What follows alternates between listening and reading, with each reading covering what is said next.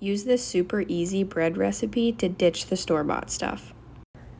Below, I listed the 6 simple ingredients that you will need.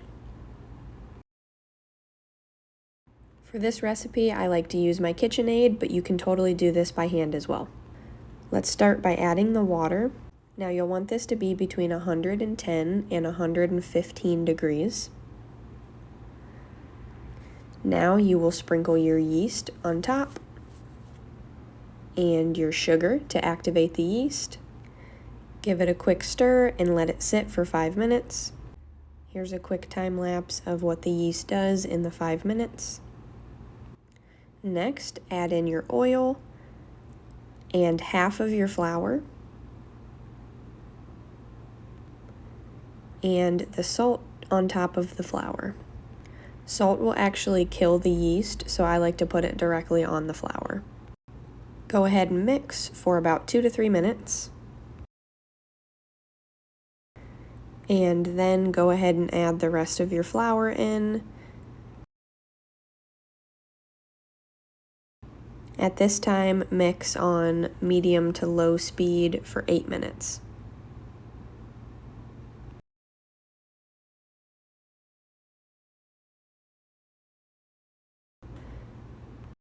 And don't forget to scrape down the sides of the bowl as you go.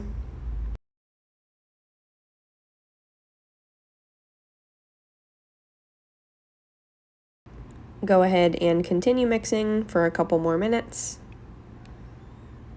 until your dough forms a ball like this.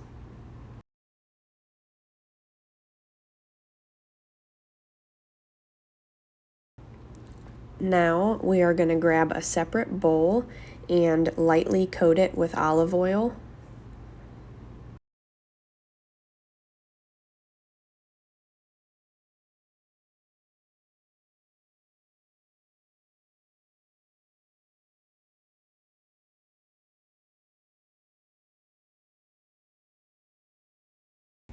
Now go ahead and transfer your dough ball into your well-oiled bowl and flip it around a couple times so all the sides of the dough are coated in oil.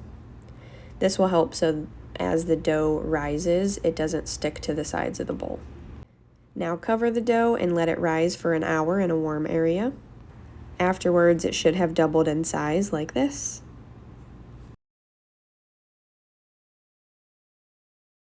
Now oil your working surface really well, and we are going to transfer the dough onto the well-oiled surface and pat it out into roughly a 9 by 14 inch square. It doesn't have to be perfect. After you have that done, we are going to roll it up on one of the short sides, and we are going to pinch all of the seams together, and don't forget the sides as well. I tuck all my seams on one side like this. That way that can be the bottom of my bread when I transfer it to my pan, to give it a nice clean look on the top. Now take your bread razor and make a couple slits in the top of the bread.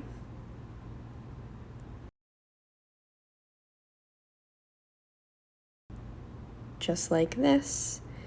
We are going to cover it again and let it rise for another hour. And it should look something like this. And now it's ready for the oven.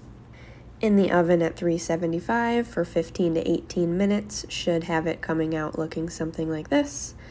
And I like to take a cold stick of butter and rub it on the top of the loaf for a nice golden effect.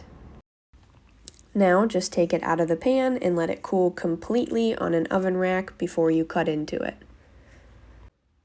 I know it's going to be hard to wait, but your bread will be much better if you just wait. It is still finishing the cooking process while it's cooling. This is my favorite bread recipe and a staple in our house. I know you'll love it. Look how perfect that crumb is. Enjoy.